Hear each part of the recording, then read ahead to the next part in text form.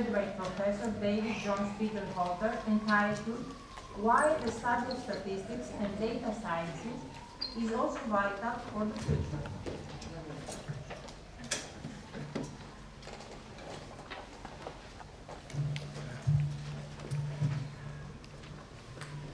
Rector, Dean, Professor Dufras and Μέρος, thank you so much. Σας ευχαριστώ πολύ που μου κάνατε αυτή τη μεγάλη τιμή.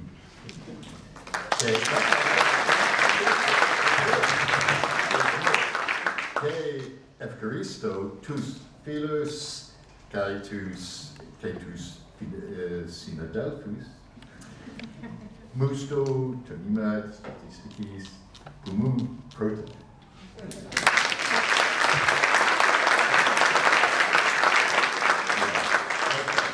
I'm sorry, that's it.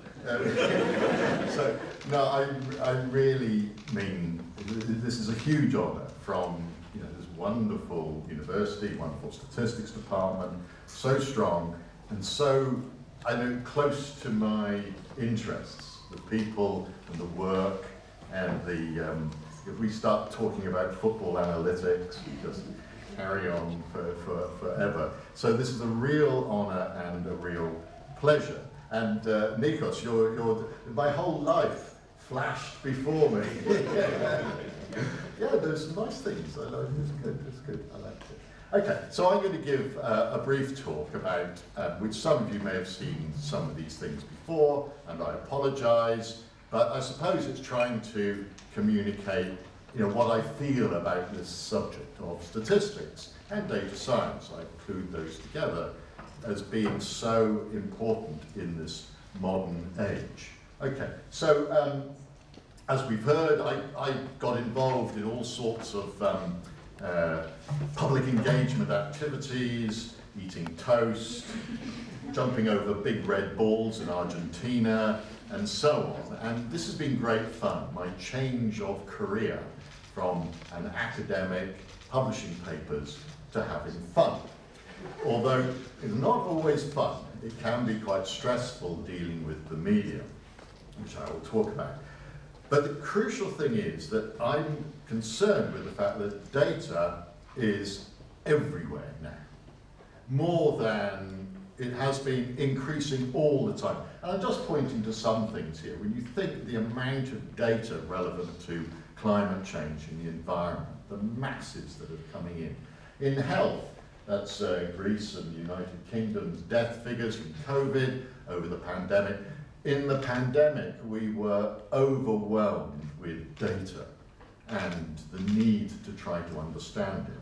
Sport analytics, again, a huge source of data and which generates a lot of interest, quite rightly. And of course, financial. I never work in anything financial. However, I've always been happy to take the money from a hedge fund. So I won't say a word against them because they have supported me for years.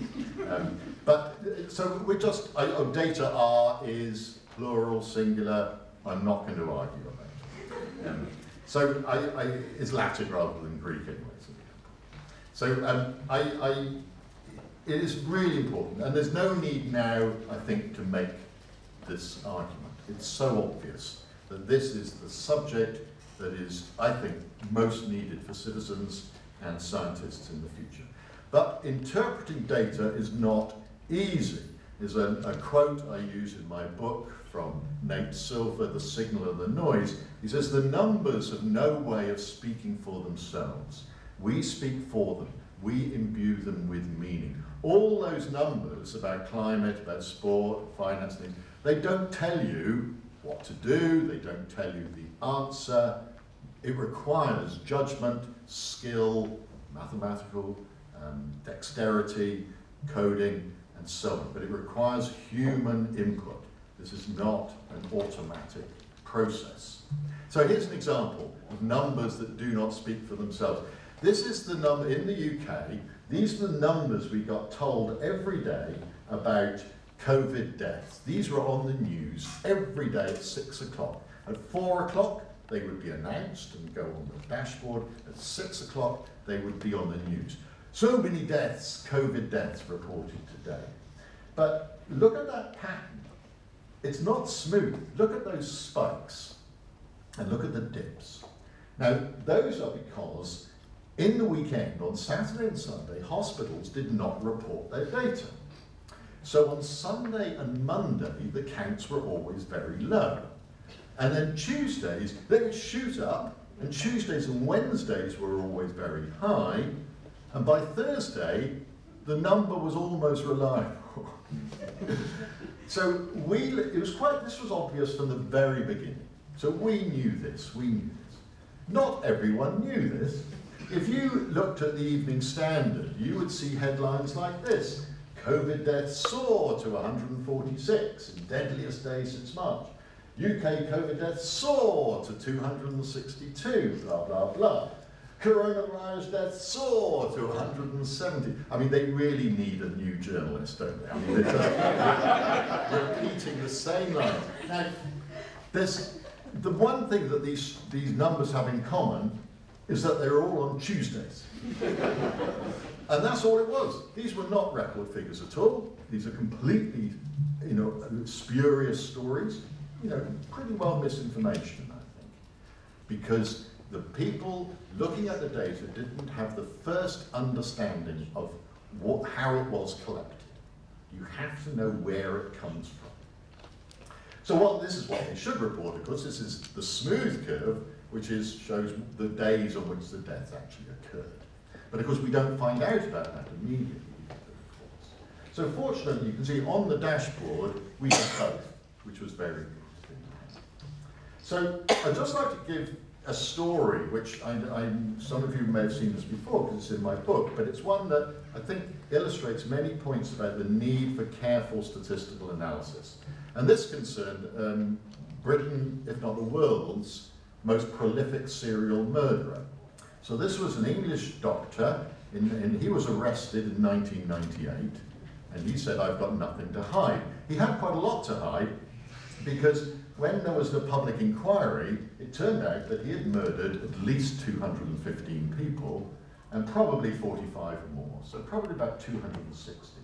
And there's the map of the deaths of his victims. Now, do you remember, if you've done epidemiology, you might have seen a map of cholera victims in London, the famous map by John Snow, which focused around the Broad Street pump. Well, from this, you might be able to guess that his surgery was there in Market Street. That's where he worked. This is awful. He actually murdered 5 people in the surgery, not even a home. And 5 people died in his surgery. But he carried on for years doing this. And this is the kind of information, why I was involved in that. The public inquiry brought in a team of statisticians to answer questions. And the biggest question is, could he have been caught earlier? So that was a big public interest. And look at this. This is the last 6 weeks before he was caught. And those are the people that died, his patients that died.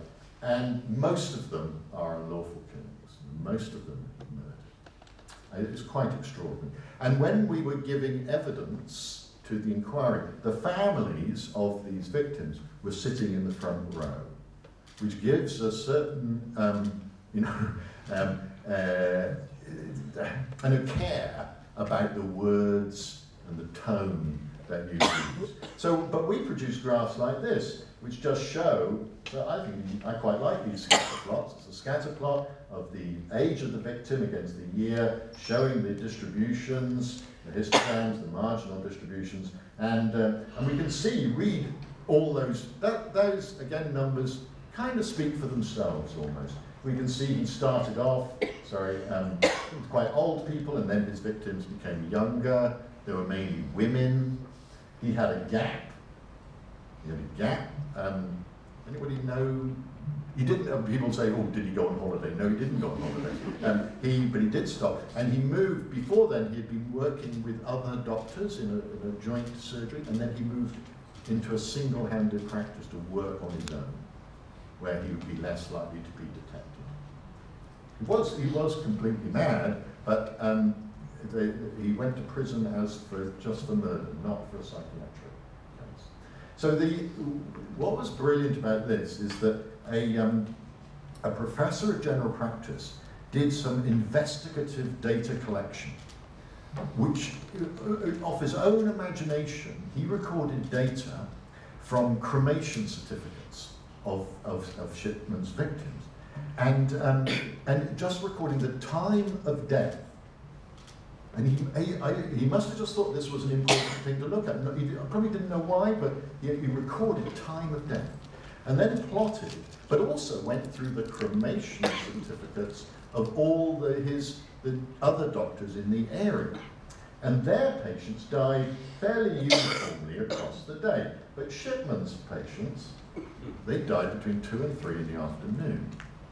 Now this picture is, I always say, it's the most chilling, the most frightening data picture I've ever seen, because it is so obvious, if someone had looked at the data, that this was very, very strange. And of course what he did was, he would go do home visits, visit them at home and say, I'll just give you something for your pain relief, give them a massive heroin overdose, and then they would die quietly and peacefully in front of him. So, and then he would say, I found them dead, or they died naturally. And so this is, again, you don't need sophisticated statistical analysis for this. What you need is the imagination to think that this data might